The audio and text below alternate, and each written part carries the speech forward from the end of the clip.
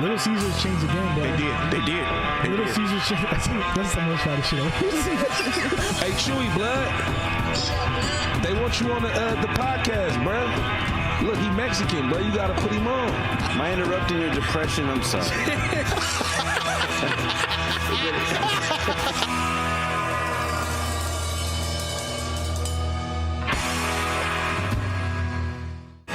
This week's episode of The Voice Party is brought to you by Big Boy Raps. Get your car wrapped by some of the most experienced and skilled in the Bay. Big Boy Raps, where the big boys play.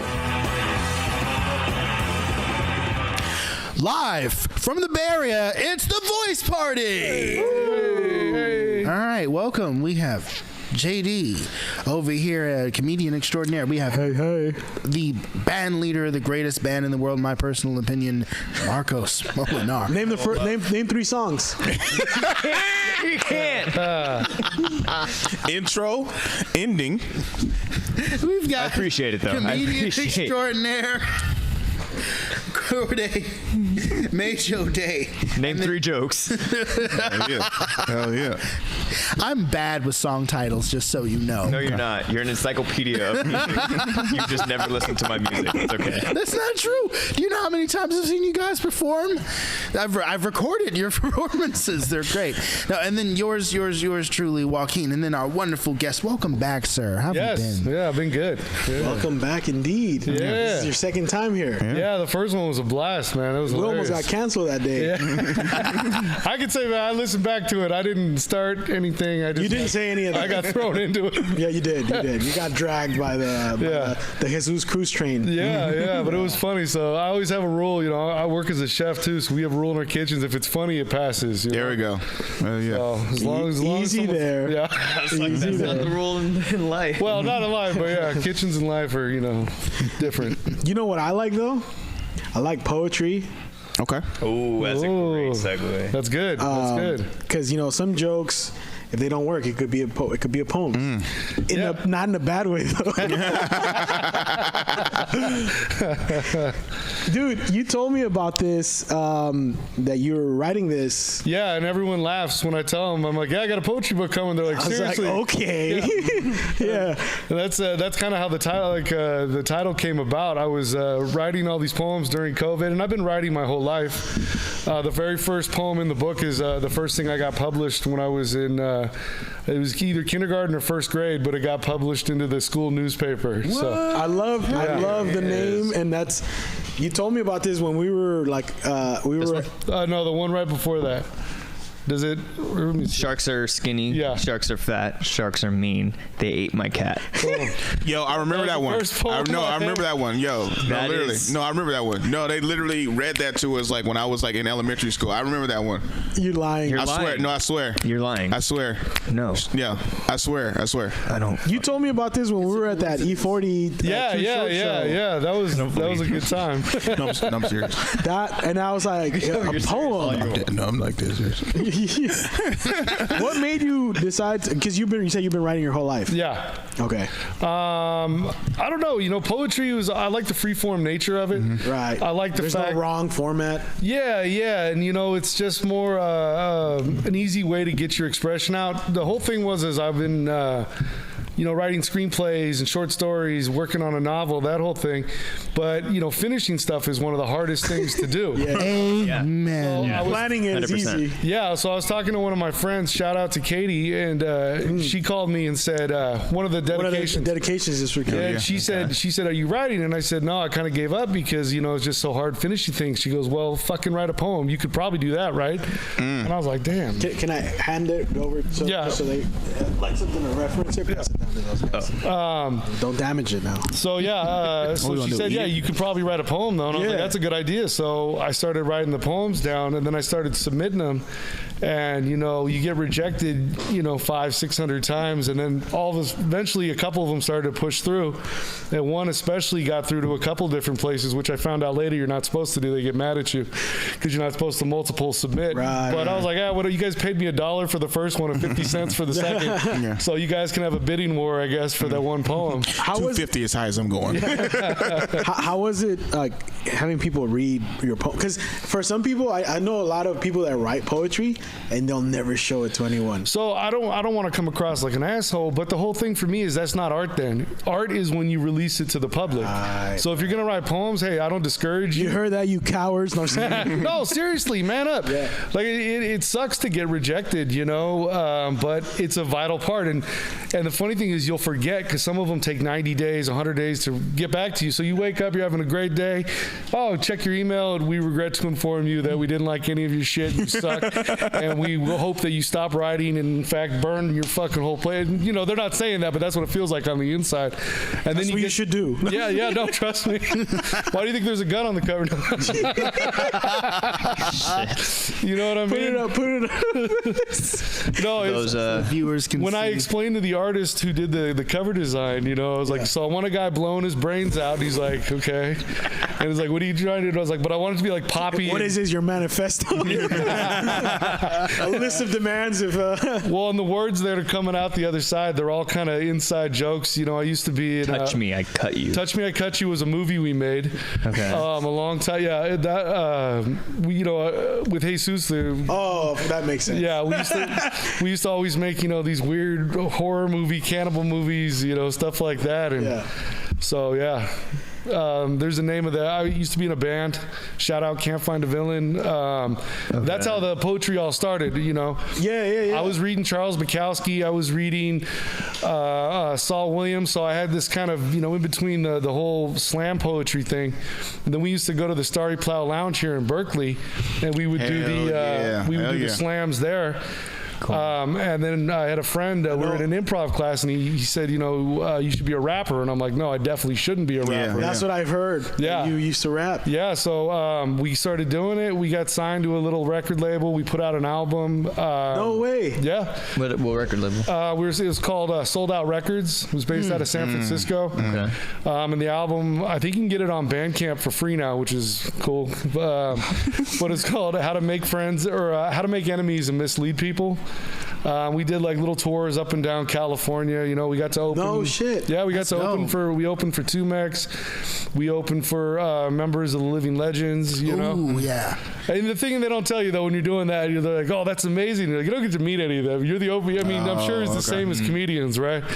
You don't get to meet the people sometimes. Well, no, it depends on what time they usually get there, stuff like that. If there's like a green room, sometimes. But you're not like chilling with them. Yeah. No, sometimes you can. Sometimes people, but it depends on like what time they get there. Like especially like if you're booked with them and you're in the green room, they'll come up to the green room and stuff like that, and then hang out with you. But then like if it depends on like especially if it's like a weekend, you can. But sometimes if it's like a one night show, they might come say what's up, something like that, and then they might have friends there that usually like. I understand as opening up for artists. Yeah, you the don't underground. Get to meet You didn't meet Snoop. Didn't get to meet Snoop. I thought we were gonna meet E40 and Too Short that day. Oh yeah, right. Yeah. So that was funny. That show, you know, I was standing around in the VIP section with you guys, and there's some dude there who thought I was someone that I wasn't. He thought I was famous or something because he's chopping it up, buying me drinks, and I'm just like at the end, I was like, I think maybe he thought I was Rick Rubin's son or something.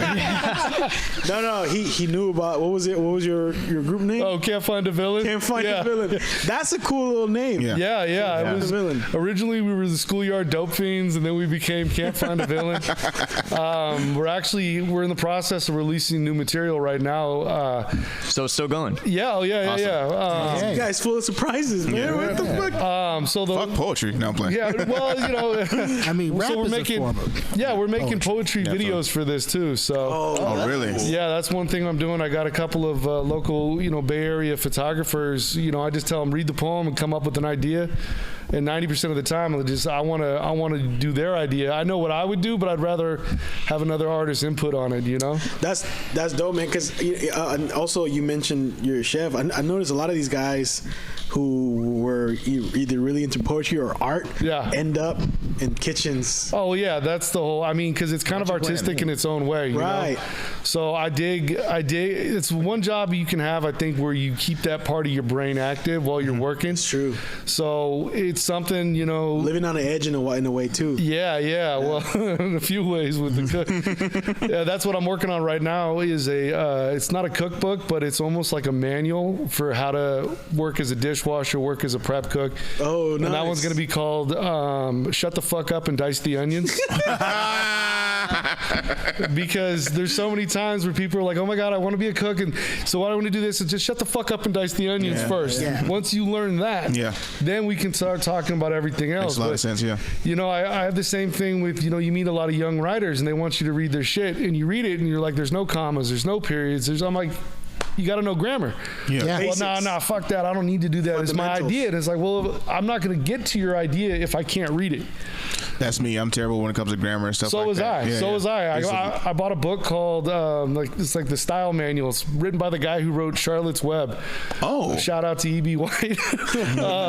But yeah, you read that one, you're like, oh, the comma goes there, or the parenthesis, and then all of a sudden it's easy. You know, but that's and a lot of people don't have that, and it's crazy enough. But he writes every day almost, right? Yeah. My homie who you know, we had him on the show. He used to open for Public Enemy and all that. I saw how he writes, and there's not a lot of commas, but all his raps are written down, and like, so raps are funny. You know, a lot of times you'll see how they write them, and you can tell it looks like a poem. You can tell the bar count, you know, because a lot of times it's written to hit 4 bars, 16 bars, whatever. But yeah, that's why I do like poetry, because it is kind of a release from having to use all the grammar all the time. And I think most people who use semicolons are pretentious fuckfaces. Oh, absolutely. Absolutely. I remember several times I've been told, like, when writing stuff, it was like, you need a semicolon right here. I was like, when the fuck would I know I wanted to use a semicolon? Like, when you're separating clauses. Right? Yeah, I was going to say, this fucking guy. Can I say something? Yeah. This reminded me of Richmond High when you open the book and there's scribble. So that was supposed to be like, because I don't know, I'm all, you know, you use those shitty Bic pens you can get at the dollar store. Yeah. You always got to scratch one. So that's what that is. That's before the poem starts. Is you got to get the pen working. Yeah, that's nice. cool. Yeah, I try to put like little, you know what I mean, like little Easter eggs. Yeah, and shit that no one will get but me, but it makes me happy. That's funny. That's funny. I like that. One of the, like, you know, I actually wrote a poem in like 3rd grade. And I won an award for it. That's awesome. And the only thing is, they sent me something in the mail to write another poem to submit it to like the semifinals of that. I don't even know what it was.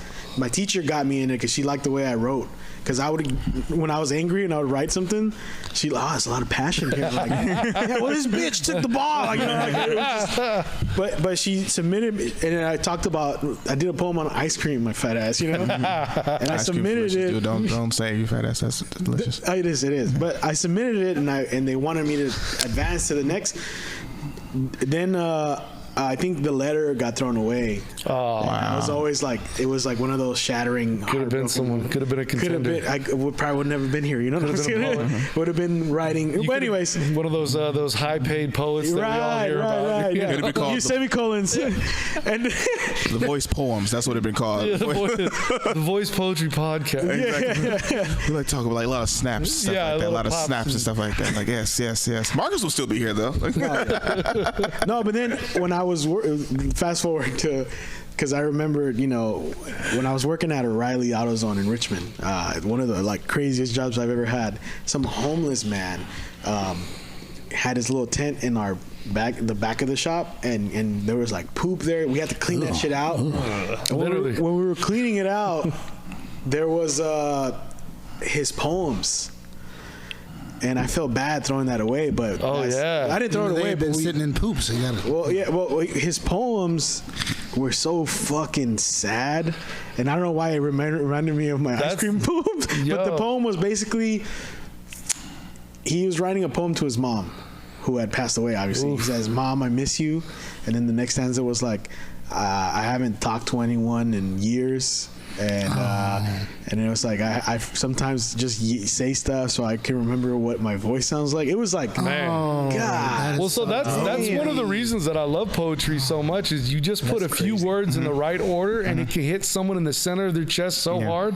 One of the poems that I have in there, it's called Para Mí, and it's about this guy that I used to work with who spoke this crazy dialect of Spanish. He was from super far down south, so nobody understood him, but he would just, From where? He was from Puebla. Oh yeah. But he was Was like, it mum? Was it mum? Mum? Yeah. I don't know what that is. Oh, so it's at my school, like people from Mexico, they speak like mum, which is like a small village language too. So that's why I took a guess. It could have been. He was actually the basis of the character in one of our movies, Kitchen Spanish, that Jesus played. Yeah. But that's who he was based on? Yeah, he was a super hard worker, super thick, like Mayan. Super indigenous with the Spanish. So my sous chef was from El Salvador. He could understand him better, but it was tragic to watch this guy try to because he would get drunk and he would try to tell you and I knew he was talking about something because he's hitting his chest and tears, and it's something he's pointing. So I wrote that poem about him. And my dad, who never read a poem in his life, I gave him that and he read it, and that one hit him. Can I have you read it? Yeah, sure. I actually just read it. I was looking at it and it's it reminded me of someone I know. This is the second time we'll have a poet reading this is their the work third on the podcast, right? Third? Okay. So this one's called Para Mí, which is for me in Spanish. Okay, thank you. Appreciate that. The skin on his face carries the same texture as hands of a mason worker gone to seed. He speaks a language that no one seems to understand completely, although bits and pieces, words and sounds seem familiar as smoke from a smoldering fire. The words are passionate, emphasized with a fist pounded on his shrunken chest, or the wooden table, or as the drinks switch from beer to hard liquor, both. His bloodshot eyes full of pain. He points at the moon, then taps his chest, and then mine. He starts to speak again, but pauses, staring off into the distance. Tears are running down his face. I wish I could understand him. I wish I had more words.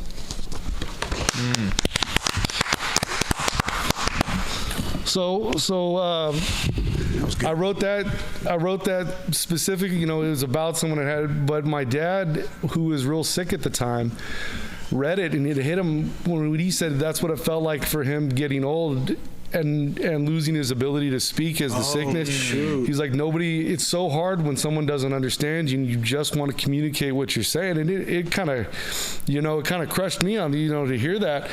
But I was so happy that there can be that's the biggest success in my opinion, is to get someone to feel something from your words. And, me and my dad have had a complex relationship. It's one of those Irish, you don't hear I love you as much as you wish. But to write something that meant something to him, especially in the end, was amazing. I had a family member who had a stroke and they lost their ability to communicate, and they lost their ability to move too, so there's no way to and that's why I said, because I remember sometimes you'd try to explain stuff or say stuff and it just the frustration was intense, and it seems like a nightmare to be trapped inside your head. I couldn't even imagine. But it also kind of wakes you up to the vibrations of people, where I think we can communicate without speech. We can communicate in a way if we really focus on each other. It's almost like we can read each other's minds, right? And that's what I love about poetry. This poem doesn't offer any explanation to what this dude was trying to say, but yet somehow it does. Yeah. And that's the same thing you get from a good song, from a movie, where it had nothing to do with how it made you feel, but you kind of... The artist's intent isn't important anymore. And that's why I say put the art out there in the world, because you don't know if you're just keeping it to yourself. Different meaning for everybody. Yeah, then that's it. And there's no wrong meanings, know? Someone reads something and they're like, this means this, this, and this. I go, hey, who am I to tell you you're wrong, know? Right. I was listening to this Radiohead song, How to Disappear Completely, and I thought, it's this most saddest song ever written, and it's about death. and it's about this. Then I heard an interview where he was like, Roy, I had stage fright at the time, and I'm like, this fucking song that is like just crushed my soul is just about stupid stage. Oh, and the fear of success. Like, oh, boo fucking who? I had to play in front of 4,000 people. Yeah. That reminds me of the Clips has a song. It's called like Ma Don't Love Her. You don't listen to her words, and then he's like talking. She's trying to set up herself first. Set up herself first. It's like that's not it, right? And it's super funny because like you listen to the song, it was like he's like I sleep with her, creep with her, even eat with her, late night under my pillow. I sleep with her, but that's it. And the whole time he's talking about a gun, and it's just like that. Or Gangsta Lean, they have another song off the same album as Lord Willing, and he's talking about smoking weed. But the way they set it up is like you don't even know that. Yeah. But it's like stuff that has dope meanings, and he's like, you think it's this, but it's really this is like what they mean it, Yeah, the metaphors and sort of hidden meanings. I always find that, I don't know. Oh, another dope song. It's called by this like group. It's called I think it's SWV. It's called Rain Down on Me. Let you spend it. And I don't know the rest of the words. But then later, like I think about 6 months ago, they would say, who knew these chicks were such freaks? It was like, what are you talking about? They said this song's called Rain Down on Me, and you listen to the lyrics, they say it's about a dude coming on them. Well, I always talk about this. I talk about Deftones a lot. It's one of my favorite bands. Yeah. Are you familiar with that band? Oh yeah. You know the song? You know the song Digital Bath? Yeah. It's like a sexy song that people think it's like a fucking song. Yeah. When you actually look at the meaning, because it's called Digital Bath, he's talking about throwing in a hairdryer into a girl's bath that she's bathing to kill her. Like it was like a story he painted out in the lyrics, but it doesn't sound like. But he's talking about throwing in. Well, I love juxtaposition like that too. You know, when you have something that's kind of like soothing you in, and then all of a sudden you read the lyrics, you're like Tool was great at that too. Yeah. Like the song I love Stinkfist because they had to censor it. They couldn't call it Stinkfist, but it was like MTV. Like we don't know why we don't like this, but there's something wrong. And they go, this is about fisting somebody's like, no, it's just about a hand that smells bad. And it's like I love that shit. I love when you can. Marcos found something. I found something right away actually. Number 49, Monster/Master. Yeah. Tell us why. Tell us why, Marcos. Tell us why, please. I'm in recovery right now. Okay. And I read this, loved it, it hit, but this last paragraph hit me. I'm the sinner, bloody, bruised beginner, drinking booze for dinner. The game is fate and fate is fixed. No points are left, no winners. That really hit me because kind of, going through my journey of AA and stuff like that, we have the saying that no one got here on a winning streak, right? Yeah. No one got here on a winning streak. It's in rehab or whatever. Like you were at a low point in your life, and so like basically when you're in this active addiction, it's pointless. The goal that you thought you were set out for is no longer there. Now with the no winners, were you talking about like some sports thing, and then he just interpreted it into his own? Well, there's also booze on the bottom of the page, so like I assume, it's just like we were talking about. That was about the Oakland A's 2001 run for the playoffs. We'll never lose again. It was about the Warriors in San Francisco. But no, that one was specifically kind of written from the addict's mind, and then also the person who gives the addict what they need. And the first, because I find, I've made lots of friends in this life, good, bad, and otherwise. And it's interesting when, you have a friend who'll sell either meth or cocaine or something like that. Mm-hmm. The moral ambiguity behind that to me is always interesting because I'm like, you don't mind selling people death. Right. And they don't see it like that. Yeah. Right. They see it as, hey, it's in the world and they'd get it somewhere else. But to me, maybe it's just the fierce amount of Irish guilt that I carry with me, but it's like, I could never do that. Mm-hmm. I could do this shit, but I could never sell it. I could never profit. I even think about, the times as a chef where, a cook will come up to you or something and you do drugs with them. Right. And now you've made it okay. And now you've made it normal and you've justified it. And even shit like that, where I can justify in my head, oh, I didn't do this, I didn't do that, but I'll wake up in the middle of the night thinking about that. Like, I might not have changed someone's life, but I also could have skewered someone's trajectory just because I was weak. I was unwilling to stand up and be the bigger man. I think about that. I think I've shared this with you. I never actually shared this on the podcast, but it was one of those things where you all right, bro? Who's breathing hella hard on the mic? One of you two. I think it's Courtney. Fuck. I went in like a whole other trance. So like that. I was like visualizing the words. Darth Vader over here. Yeah, bad. All right. Well, it was yeah. Because I didn't mention this because I felt guilty, but it was a friend of mine who had a addiction, and I didn't realize this dude was in rehab the whole time that I hadn't seen him. And then I finally saw him, and I was like, "Hey, man!" I was like, "Let's go to the bar." He didn't tell me that he was in rehab. We went out. We had a fucking blast. We got faded, man. Like we were outside smoking cigarettes outside of the bar we go to. Mallards. We were just shaking hands with people. Hey, man, what's up, dog? Like But this whole time, I knew he was different because, like, it's like he's probably just timid, hasn't seen me in a while. But meanwhile, this dude's having his first drink straight from rehab, and I'm like, I got this round, dog. You get the next one. Like, yeah, like, and I didn't know till way after when the problem got worse again, and then I was like, okay, I can't. And then it's like shortly after that, I don't go to bars as often. Yeah. I mean, not like I used to. I used to be there every fucking weekend. Yeah, I kind of reflected in my own shit, like, well, it's hard because we're kind of taught as artists, that goes hand in hand with what we do. Yeah. Well, that's what our uncles and dads did. Yeah. It fixes. We never would have thought of doing poetry. Oh no, that's you tell someone writing poetry again, it's hilarious. The reactions I get to writing poetry are even better than the reactions I get to telling someone I'm a rapper. Right. Because you tell them that, they're like, no, really, you're like in a heavy metal band? I'm like, no, we were like, underground hip hop. They're like, come on. It's like Swedish death metal, right? You were the bassist. No, 2 turntables, 1 mic, for real. Hey, man, it's just us. You ain't got to front no more. You ain't got to lie. It's just me and you, man. It's just. Tell us who was on electric guitar. We all go home. I think that's very interesting because. Come on, there's no Mexicans around. You can tell me.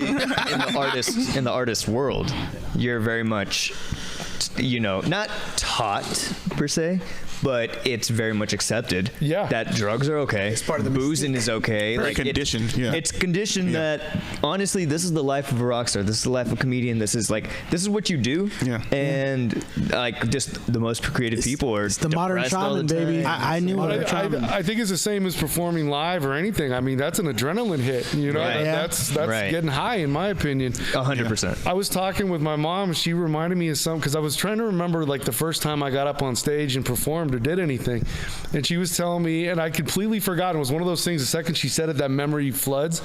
But I was in 2nd grade, and there was a storytelling contest at our school, and all the 6th graders were the ones who were in it, and they stood up in front of the stage and they told their stories. Well, I lied and said I had this like heartfelt story, and they let me get up on stage. When I got up on stage, I read a story from Scary Stories to Tell in the Dark instead. The one about the sausage maker who grinds his wife. And this was a very Mormon elementary school we went to. Wow. So there's probably 400 people in the, it's a big school, and they're all horrified. My mom's in the back just laughing her ass off. And this is the same school. I'd gotten in trouble in 1st grade for saying cocksucking motherfucker. I knew the second part was bad. I didn't know the first part was bad. But I heard my grandpa say it all the time, so I thought it was cool. But yeah, it was kind of funny. I remember getting up there, and I can't remember the idea that I had, but I did it. I lied, and I knew what I was going to do. And I thought it'd be funny, and it was. I'm about to kill him with this one. Well, your mom found it funny at least. Yeah. Well, and she's always been a big supporter of that. You'd think, you read some of the more subversive shit you write, and they'd be like, hey. But, I wrote a play. Before I did this, I got a play published. It was called My Name is God, Motherfucker. You make plays too, dude. Yeah. He is a writer in all of the senses. Oh, I hear you're collaborating with Jesus on that skit. You guys are coming up about my joke. Yeah, he never told me it was your joke, by the way. I was sitting in the room listening. I was like, this motherfucker. That motherfucker. Hey, I think that to me, that's so dope, man. No, I think it's a amazing. joke that I wrote 2013. No, and it's hilarious. It's funny. It's a real story too. Well, and me and him have always had this sort of relationship where there's very few ideas we don't like from each other, and I think that's one of the reasons we've been friends for so many years and creative partners for so many years, is that we generally like the same shit. Yeah. And that's what I try to do with art. If I'm gonna make art, I'm not trying to. I'm fucking 40 years old. I'm past the point of trying to make art for people. I make it for myself. Right. This is the shit I like. This is the shit I want to hear. This is the shit I want to see. And eventually it's going to get out there. I mean, I think the same thing with him and the movies right now that are getting in all the festivals. I think it's amazing. Yeah. And it was just sort of it sounds conceited, but let's not talk about him. Yeah. No, I'm real talk though. He had his own episode. Yeah. What did he say? I don't know what he said. No, but finding the right creative partner is so important. Yeah. So important, yeah. All these guys, you know what I mean? Yeah. Especially like you see, like an example is you see bands and there's usually two guys that are in the band forever. And it's like those motherfuckers. And everyone else is rotating. Everybody else is rotating, and it's those two are the engine that are. And Yeah. if you find someone that you like working with, it makes it even easier. Well, that's even like with the hip hop. Like I said, with Can't Find a Villain, we might not be making music all the time, but it's like, what's the point of we broke up? Like, we never broke up. We're all still. So, I catered the dude's wedding. Earlier this year, we're all still friends. We're all still creative partners. You're still writing together. Yeah, and it might be 4 years between recording, but hey, you know what? I still like the music. I still like when I hear it. It still makes me knock my head. That's what matters to me, and it's really, I think that's how you have friends for 20 plus years. Yeah. Oh yeah. Otherwise, you ain't got nothing to say anymore. You just run out of shit. You keep making new memories together and creating. It's something beautiful. It's something beautiful about creating something with someone and then see it, and then you can show it to people. And watching your friends as artists blossom too is amazing. Oh yeah. And again, it's hard. You don't want to sound conceited, but I hear so many people are like, I look back at the shit I did in my 20s and I cringe, and I'm like, I don't think I'm amazing, but I look back at the stuff I did in my 20s and I'm like, my voice is still the same. I still had that. I think it's easier now. It's cleaner now. It's easier to access that part of my brain that gets to be creative. But I'm not mad at the shit. I'm not embarrassed of the shit I did in my 20s or 30s. I used to feel the same way. There's a clip of me doing stand-up in 2012. That's like my first or second set, and I used to not want to see that shit.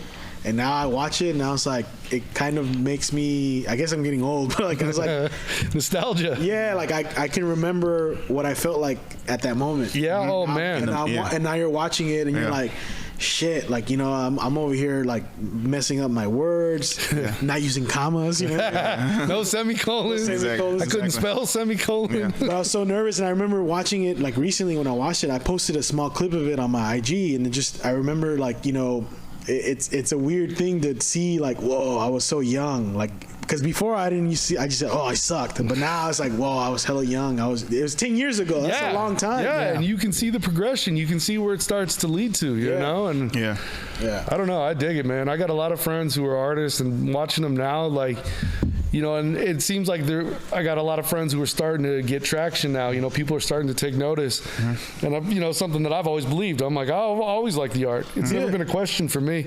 Especially and that's why I like having people who do this kind of thing or filmmakers. I actually talked to Jesus last night about this. We were on the phone. Now I don't know if it's now that I'm getting older, I'm super emotional. Oh yeah. More than ever. Not that I wasn't before, But like I was watching that new Christmas Story that just came out. Yeah. Was it good? I fucking cried, dude. Sounds like it was good. Okay. It was good. Yeah, and it was like good. like a good movie like that, like if it's touching, it'll make me fucking tear up now. And now I embrace it. Yeah, I don't fight it. I'm the same way. It used to be, you try to blink it away. Now I'm like, hey, I'm gonna live in this moment for a minute, Yeah. And a lot of it, working in kitchens for so many years, I don't know. It's like there's such a camaraderie and brotherhood there too. For sure. I tell all my friends I love them. I give them hugs. I don't. Yeah, you do that. I tell these motherfuckers that all the time. And I think it was. He doesn't tell me that. Shut the fuck up.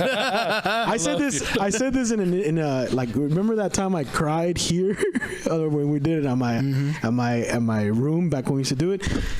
And this is like the perfect example of the shit that we as dudes suppress in ourselves, man. Yeah. One of my uncles passed away 2019, and that was like the closest family member to this date. That's he was more than an uncle. He was like a grandfather, and he had cancer. And I remember, we were there like the whole time from beginning to end, and it was day, what was it, like 2 days before he passed. He accidentally called me. I was at work and I picked up the phone, and I already knew like he wasn't doing well, but he accidentally called me because he couldn't see, and he was telling me something that he was talking to me as if I was his daughter, and then he kind of like, oh, it was the wrong number. I was like, how you doing? I'm like, oh, I'm good, and I was surprised that he was talking, and then I don't know, dude, but I had the urge to tell him, hey, I love you, because I don't know. It'll be the last time. Yeah. And I remember saying it like in my head. I wanted to say it, but I was like, "No, he's gonna think I'm a bitch." See, that's what I thought in my head when that happened, and then I just didn't. I didn't say it. And I said, "Hey, I'll see you soon, hopefully, right?" Like, yeah. And then actually, it was like the day after he passed. And then I think about that, like when I think about I should have said it. Like now I don't hold it back. I tell everyone I love him whenever I can. Well, that's what makes me laugh is the thought that makes us a bitch. Yeah. I'm like, no, you're a bitch because you can't, you can't even express yourself. That's why I said when I wrote this book, I didn't write this for the poetry community. The people who read. I wrote it for people who don't read poetry. Right. And the best compliment I get is when someone's like, I hope you don't mind. It's sitting on top of my toilet. I'm like, no, that's the best place for it. It's like take a shit, read 2 poems, put it back. Yes. Like those books, like Plumbing for Idiots. Like there's like poetry for homies. Yeah, poetry for the homies. Yeah. Well, and that was sort of the that was the whole. That's why I wrote a lot of poems that are dedicated to people, because I would have a conversation with somebody and it would spark it, and just like the feeling you said, you tell someone you love them. It's almost view that as the creative. I don't edit in my head anymore. I just write it down, and if I don't like it weeks later, I can get rid of it. But I used to edit in my head instantly. I got an idea. Okay, but what about this? Okay, and then by the time I'm ready to write, it's gone. So now I just smash that shit out. You know what I mean? Whatever. I don't question the creativity. I just wrote You trust the soul. Yeah, trust the process. Trust your soul. Yeah. I wrote a children's story. I got to meet my friend's daughter. During COVID, we couldn't see any new. So I got to meet his daughter. For the first time, and she's hilarious. Her name was Daisy, and all of a sudden it kind of popped in my head. I'm going to write a children's story about a little Daisy, kind of based on a conversation we had. And I got my friend illustrating it. We're going to start sending it out and see. But, stuff like that, people are like, you write children's stories? I'm like, why not? I don't know. I mean, that was the idea I had. Why limit yourself to one form of anything, right? I watch Pixar movies all the time. Yeah. And they do something to you. They do something to you. They speak to like inner part of your fucking heart, man. Yeah. I'll be, a lot of those writers, they're not just writing for the kiddos, they're writing for the whole family. Yeah. Right. So adults could see it too and be like, oh, man. I just mentioned in one of the last episodes that I wanted to get this. He's one of the first pro black skaters on the show that I know him. Yeah. And I actually mentioned some of that. I didn't say what advice he gave me, but the advice that he gave me, and this dude is in his 50s, still skates, jumping and shit, and he doesn't look like he looks like he's maybe 35 or 36, And I asked him, so do you smoke? Do you like not smoke weed and drink? He's like, oh no, I drink and smoke. As I smoke every day though, but I drink every once in a while. And do you eat healthy? Like I just ate a burrito earlier. Like he's like, I still eat like a teen. And I was like, then how the fuck do you stay so young? He's like, he did this to my chest. We were at a fucking party. I was fucking drunk. But I remember this shit because it kind of like, he's like, that inner child, you gotta keep that motherfucker alive. He said, because his inner child is what helps you, it guides you to be the best version of yourself. Yeah, absolutely. And he said the world is set up to kill your inner child. The minute that happens, you start dying inside slowly, and at that point, you're already dead. I'm pretty sure the exercise he gets skateboarding helps too. But that's well, because skateboarding it's in itself a child's sport. Yes. You know what I mean? I was saying, it's depressing though. He's 50 and skateboarding. I'm 40 and worried when I stand up, my knees. Right. Same. Yeah.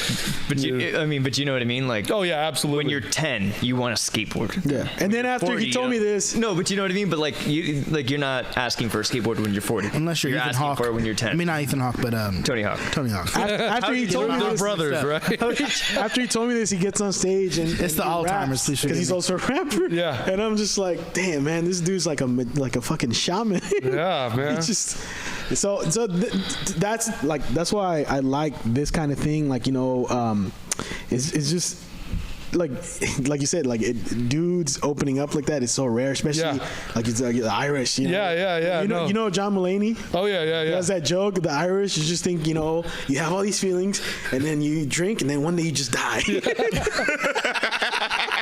I love John. Well, if you've ever gone to an Irish wedding or an Irish funeral, they're very similar. Yeah. There's one less person, More drinks for everybody.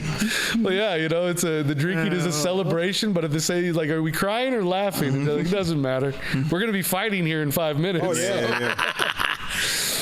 But I think that laughing is huge too, right? Yeah, man. Big time. That's why I love what you guys do with the comedy and all, because I think that's so important. Like those belly laughs, especially. Yeah. That's your inner child cackling. Right. I laugh every single day. Us connecting to their inner child. Yeah. And I want to laugh. That's the whole point. So many people are so negative and so just like. It makes no sense, man. I'm like, just smile. I remember, I met a chick and she's like, I don't like comedy shows. I was like, oh my God. I was like, you don't like laughter? She's like, it's kind of overrated. And I was it's rare to find someone that doesn't like comedy. So then that was a big red flag, and I was like, this ain't gonna work out. I used to have a friend, and we thought of this social experiment. So we go to this karaoke place, and it's people doing karaoke, and a lot of it's bad. Yeah. But we're like, what if we tell every single person who goes up, like they're coming back, I'm like, yo, I just got to tell you that was amazing. Really, and not being a dick, not being sarcastic. And I swear to God, by the end of the night, everyone had leveled up. Everyone was and it was just like the power of fucking positivity. Yeah. Right. And I say that as a guy who's got, someone blowing their brains out on the cover of his book. Be positive. Well, yeah, I remember, so the first time I did comedy, I remember the crowd, I got heckled the first time, but then the crowd did it was, oh my God, and stuff. But it wasn't until I got backstage and other people who was on the show was like, yo man, that was really good, stuff like that. I was like, oh okay, really? Just how you don't see it. Yeah, I don't see it. And then like how Tony Sparks gave you you're doing really good, you're doing amazing. Because I used to see he used to talk highly of the comedians who I used to hang around. He was like, this dude's going places. So then when I finally got that seal of approval from him, and I'm just like, oh, now I'm really making because you can say no, I'm good, and then but it's when somebody else says it for you. It's nice. It's definitely nice to have affirmation of what you're doing. Exactly. It's actually something you pour your heart into. Yeah, exactly. And they say, oh, it shouldn't matter. I'm like, well, bullshit. Yeah, exactly. It's the same people are like, don't judge a book by its cover. I'm like, how the fuck else am I going to judge it? Read the whole goddamn thing. That was sort exactly. of yeah. So that was my whole thing is create something where and again, I just do it for myself. But it's if I saw that in a bookstore, I'd at least want to open it up. Exactly. You'd be drawn to it. Be like, right. You'd be like, oh, it's not that long too. Hold up now. Yeah. It's something I can read. It's something Marcos what's funny is all my quote unquote literary friends are like, it's a little short, and then everyone else is like, I like it. Exactly. I read a book today, fool.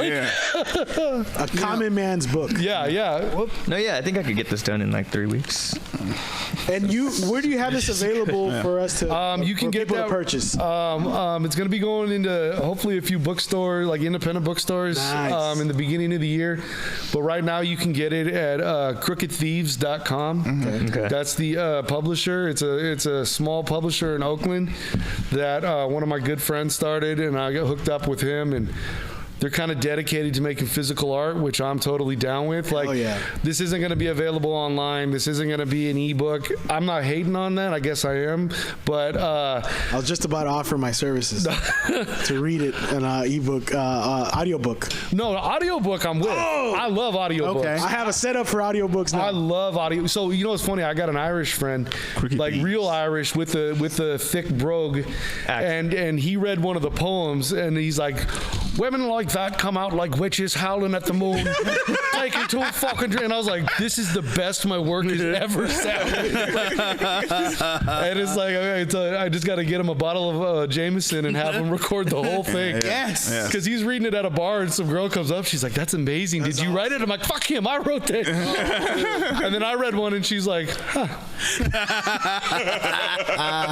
That's nice. So yeah, Awesome. have the Irish read your poems, and it just sounds like you're way smarter already. You remember Boy Meets World? Oh yeah, There's an episode where, because Sean was good at poetry. I remember that. Yeah, There's an episode where he was writing poetry, and he had, like, it was a poetry slam thing. Yeah. And Corey went up to read Sean's poem, and he like got so mad, like he walked out of the bar.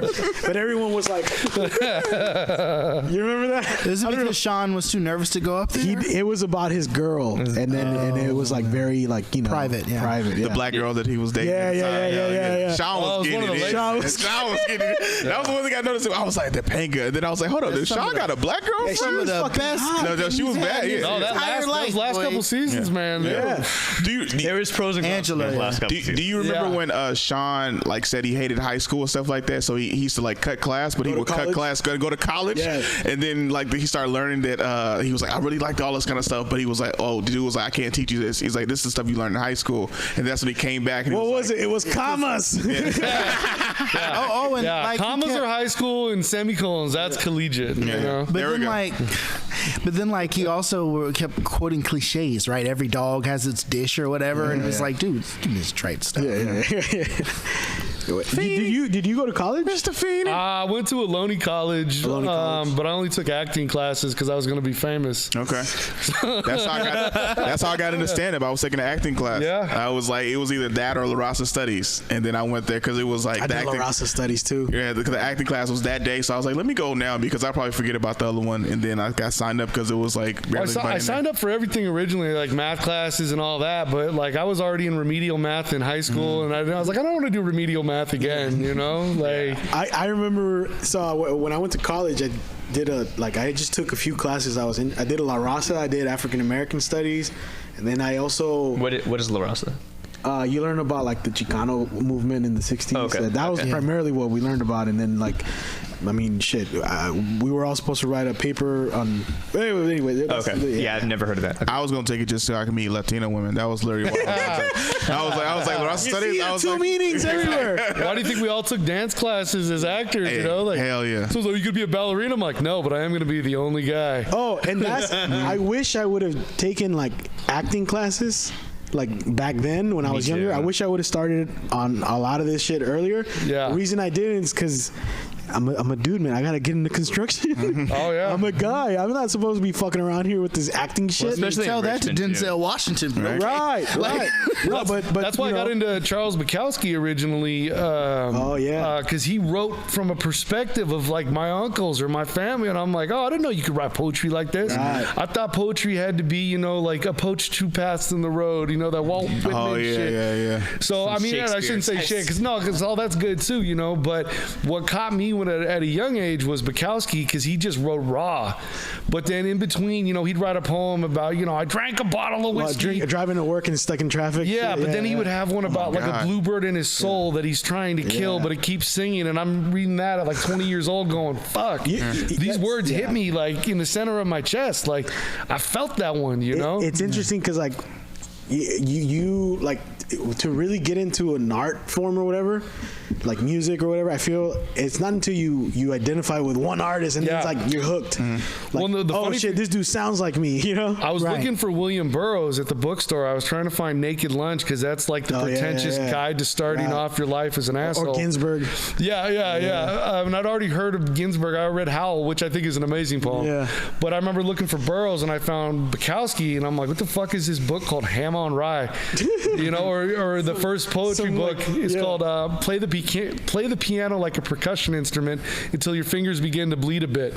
And I've always been a fan of long titles, and I was like, "That's sick, dude!" Like, that's what's up, you know. That's for me. Like I read Ginsberg, and I was confused the whole time. Like the first time I read, because back then I was interested. You know, I would read like a lot of poetry, and it was just like, this sounds good. Yeah. Well, I can read these words, but I don't understand what they're saying. Well, that's what you know. I say Saul Williams too. You know, said "The Shotgun to the Head" was the first new poetry book I read, and that was more in that slam style. Yeah.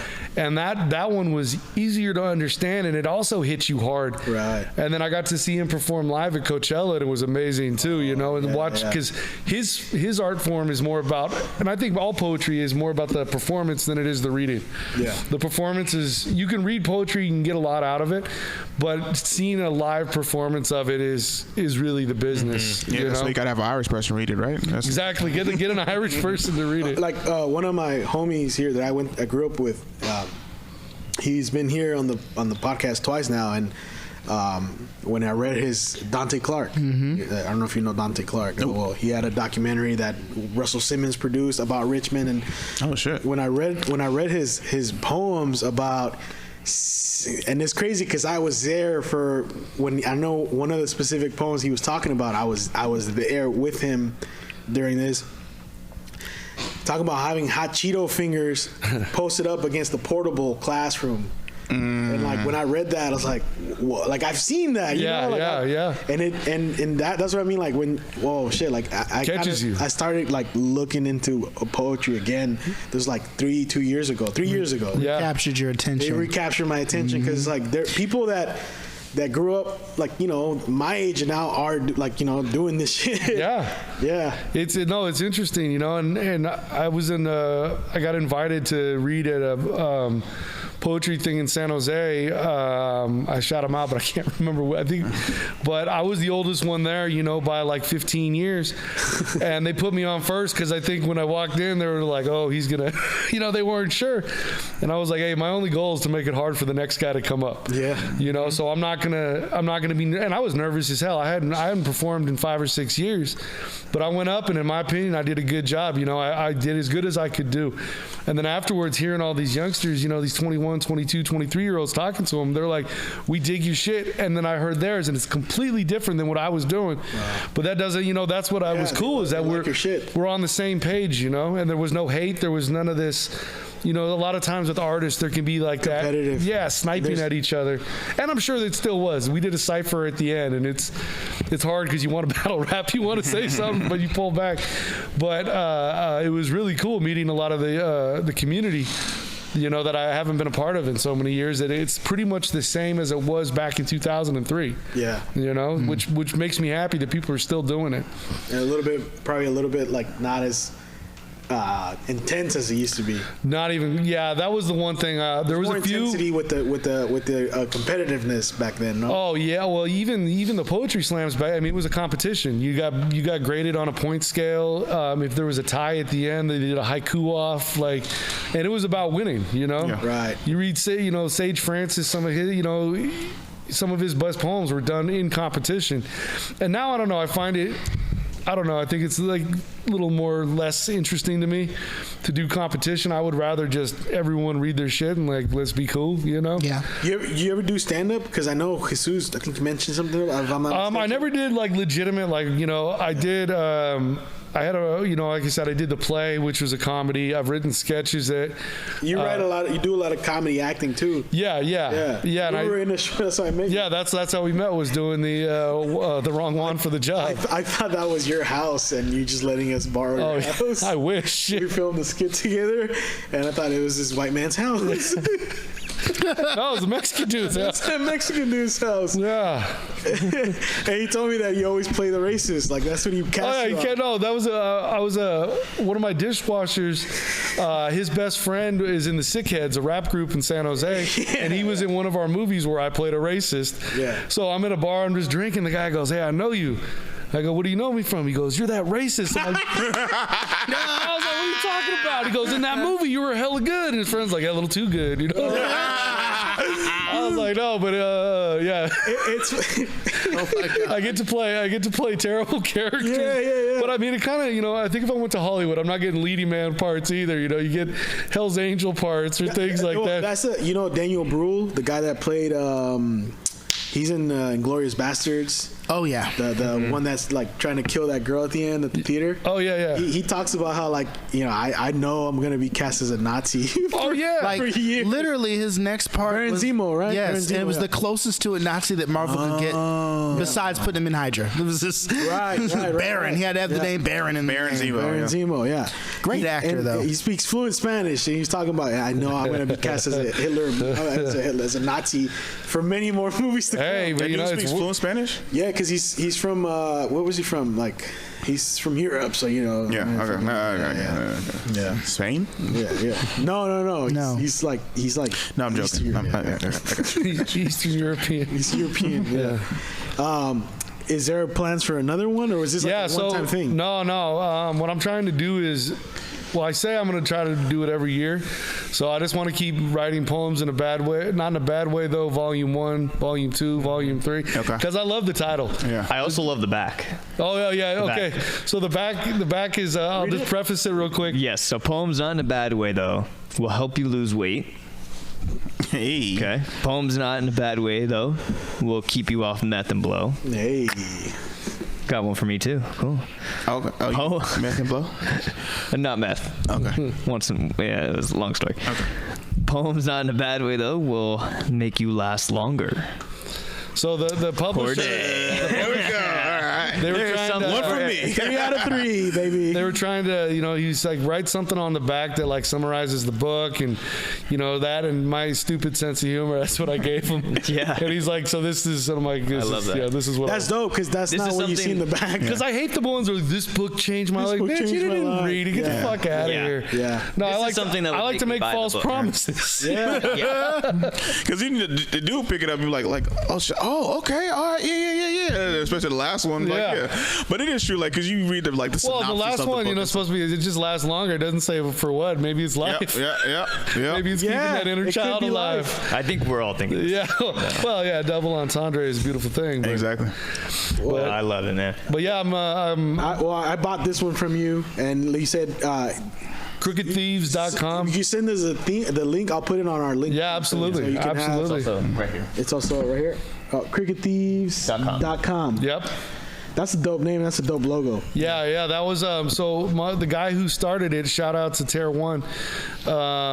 He's an amazing street photographer in Oakland. Oh. And during the protests in 2020, he got this picture of someone wearing that. So that's basically just Just a yeah. We created the logo out of that. So I'm real proud to be the first artist on this. And I work with them real closely. We're trying to get more artists, more projects. That's cool. We're going to be releasing the Can't Find a Villain. So instead of making full albums, because I don't think anyone gives a shit, we're making just a bunch of 6-minute EPs. The first one's called Can't Find a Villain Fucking Hates You. So we're going to be releasing all this stuff, but everything on this, we're making greeting cards too with Crooked Thieves. Nice. So we have. Is this sorry. Oh, sorry. Is this a label? Or? It's a publishing company. Do they make Okay, do they make publishing. records? You said. That's going to be in the future. That everything is. The reason I bring that up is because I'm working on something. I want to put it on vinyl. Yeah, that'd be amazing. It's I gonna think. be the thing I told you about. I think it's a lot easier now. I'd ask everyone first though. Yeah. Back in the day, when we released our first album, vinyl was hard because you needed so many presses. Like to even do it, you had to have And that's why I wanted to do 5,000 a limited amount. But I think vinyl actually outsold CDs last year. It did. Yeah. It did. It's coming the back. last 3 years, no? Yeah. So I think there's a lot of boutique pressing where that's something. Well, that's you because they're could. selling more vinyls than they are CDs. Right. You're not. You No don't one's buy buying CDs CDs anymore. Well, they No don't. one's buying They don't. I'm going back they to don't, tape. You know what I'm They don't saying? make CDs. Yo, Adele came out with like a cassette, her CD, box. like a The box. box. And Yeah, I was just like, cassettes? I was like, is that? Because I knew vinyls was coming. I was like, Cassettes are coming back is too. cassettes That's coming got back? different energy, though. You know what I mean? Like you're I love you're CDs, dedicated. actually. Yeah. But you're dedicated. You got to listen to the whole thing. Ain't nobody hitting the fast forward and the rewind. That was the beauty of like back then you bought like I remember Meteora, Linkin Park. park, listening to the whole thing from start to beginning. Yeah, it's an art form. I think the way an album, I sound like a fucking old man, get off my lawn, but I fucking hate playlists. Someone's like, oh, this is my favorite playlist, System of a Down. I'm like, or we could just play the album. Yeah. I don't want to hear you, because the next song, I want to hear it. Like, I'm waiting for it, you know? Right, you know what's supposed to come next. Yeah, that's exactly. Right. I used to spend hours in middle school. It's funny because I was doing band class at the time, playing drums, and then I would leave school, go with my brother to Circuit City, and get like, just pick out whatever albums look dope, stack them up like this, put on the headphones and scan them, so you can listen to like the few songs. and I try to jack a few CDs. And that was like, man, I did that for like 3 years, 4 years, like straight. Just like, it's like, oh shit, they're about to close. I haven't done homework. Just sit all day listening to all these new fucking, you know. I mean, it's no different than what like kind of YouTube is right now, right? That's the beauty of it. I remember we're talking about that. And my dad was trying to tell me, he's like, you know, I discovered this Willie Nelson concert. I'm like, first of all, you see that number down there that says 20 million? That's how many other people discovered before. He goes, no. I found this. Like, he'd call me every day. Just found this Johnny Cash thing.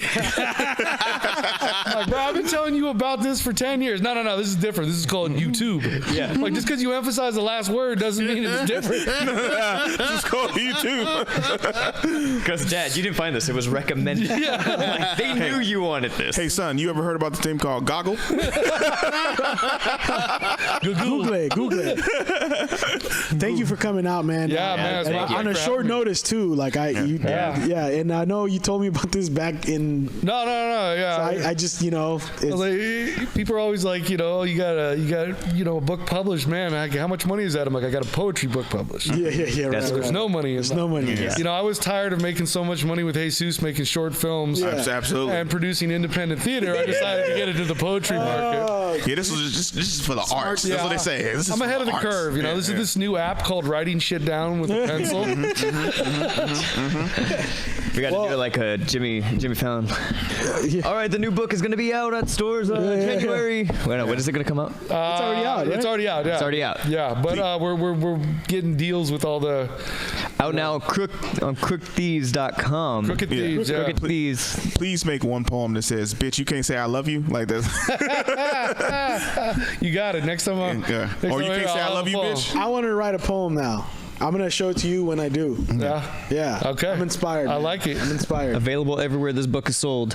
Is there any way I could read one more? I got a funny one, you know? Read us out. There we go. Read us out. So this is the one that got the whole ball rolling. Sign it after? Yeah, I'm going to have you sign it after, bro. But this is the one that got published first. And it was funny because I was talking to a friend of mine who's a writer and stuff, and she read it and she gave me all these notes on it to change it, and I'm like, I don't know, I kind of like it. And she goes, I'm just telling you, if you ever want to get published. And then that night at like 3 a.m, I get an email that one made it through.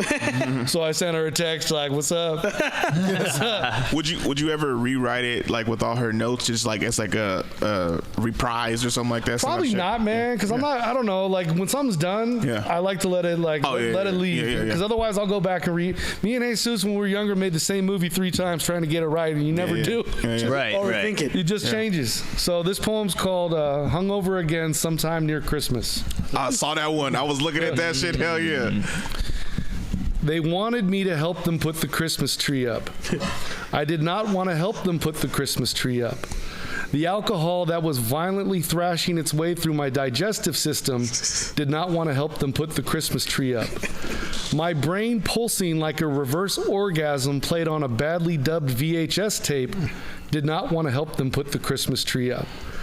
They arrived early at my door, staring at me with cold black eyes, taking in my shaky hands and sweat-beaded brow. They knew I was dying, slow as a gunshot to the gut. They knew I just needed some rest and maybe some hair of the dog that had bitten me last night. But sympathy lies somewhere between shit and syphilis, and it would not be available that brisk winter morning. And I would have explained my plight, and with elegance and dignity, only I had sold all my words last night for cigarette smoke and cheapish gin.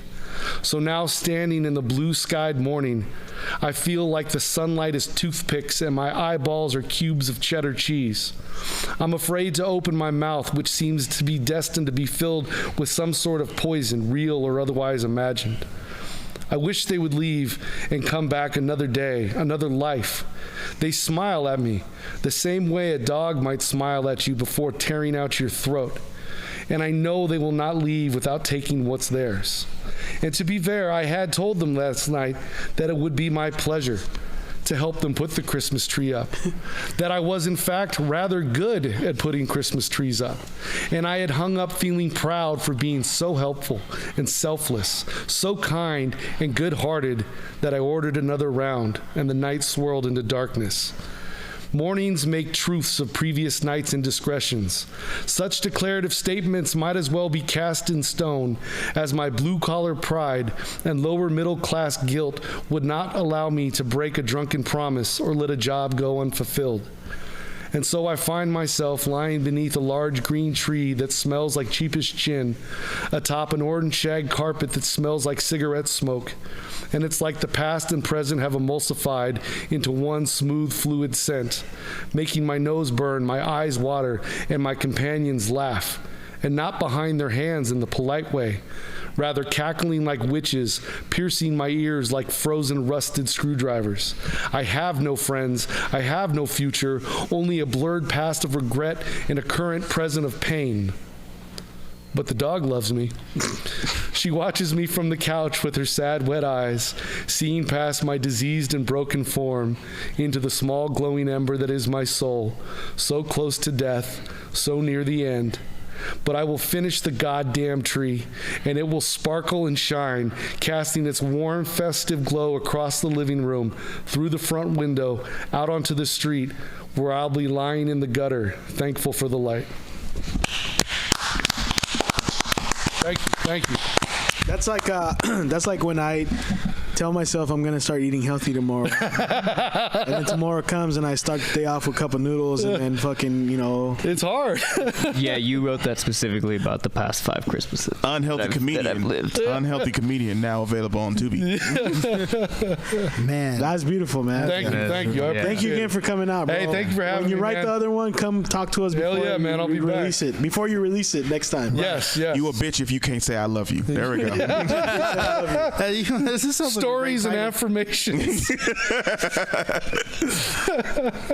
That's been the voice party. And we're out. We're out. Man, that almost read like a short story.